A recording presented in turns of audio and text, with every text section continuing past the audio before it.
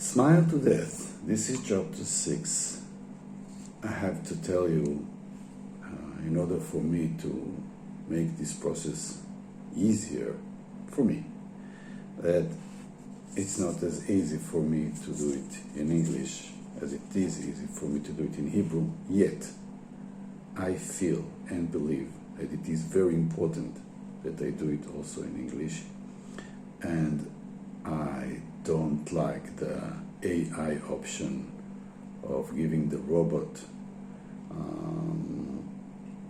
or letting a robot translate me and speak for me. I don't think it is good. I don't think it is beneficial, because my text is a kind of emotional, spiritual, and logical all together, and should be transmitted, channeled directly from me to you. And well, I don't just know two languages, Hebrew and English, but Hebrew is much stronger for me. I'm telling you this because it is important for me to be as clean as possible while I'm making these videos. So sometimes I get stuck, sometimes I don't know the right word, sometimes I don't know the real proper phrase to express what I feel in English, but usually I manage. But if I get stuck or something, just know that I'm searching for the right word. And chapter 6, Smile to Death, chapter 6. Chapter 6 closes part 2, why are we afraid of death so much? And of course, these 3 chapters cannot encompass, cannot cover this huge story, huge drama that I believe this is a very big part or very big reason for me to make this whole course, is to deal with this automatic fear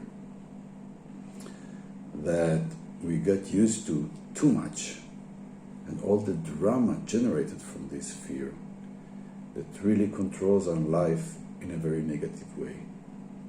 So the whole course, the whole story here, the whole purpose is to shake, to question this automatic cultural fear of death. So chapter 6 deals with it from another angle which resembles chapter 5. Chapter 6 says we are afraid of death because it reminds us that there is a bigger story that we prefer not to acknowledge. And this is true in so many places, so many cases.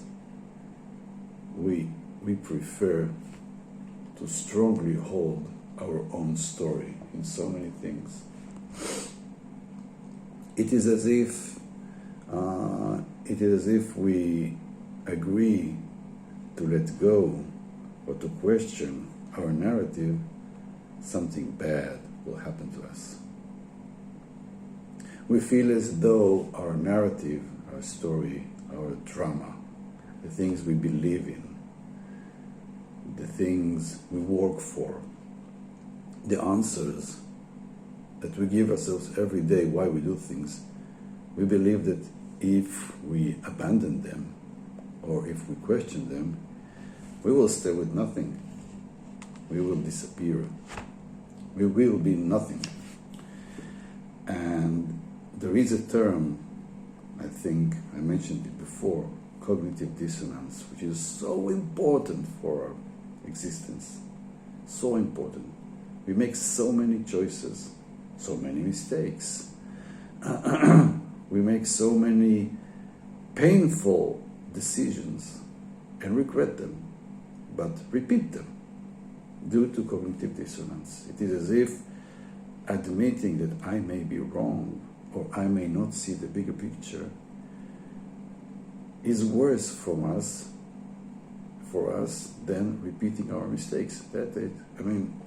It may sound absurd, but this is how we act. This is how we behave. Personally, and culturally. Death is inviting us to see that there is a bigger picture, that we are bigger. We, as we think we are, as the reflection we see in the mirror, is something bigger than what we are trained to think, to say, to believe, to acknowledge. Those of us who participate in intuitive arts, for example, from time to time discover that they are more than what they thought. Suddenly, something from them emerges during the intuitive art, the intuitive act. And then they have these new urges to do new stuff that they didn't know they exist, and they kind of awake. It's very exciting to realize that I have more things inside me, that they were hidden there, and they were always part of me, but I wasn't aware, I wasn't ready, I didn't want them to join me. I was afraid of them. Death is over there always, always, as a constant phenomenon, is always there as a kind of a hint, as a kind of hello. It's saying, you see this window? You can look through this window and you can see many new things about yourself that show that you participate in a much bigger story. But it's frightening. We don't want to see it. We prefer to stay with our own drama, day-to-day drama, not knowing that this drama is a part of a much bigger drama. And the way we behave, act, cope, create according or in response to this drama influences a much bigger and even more important drama in the bigger story. Well, you may resonate with what I'm saying. I'm not trying to prove you, and I will not try to prove what I'm saying is right. This is what I know. This is what I feel.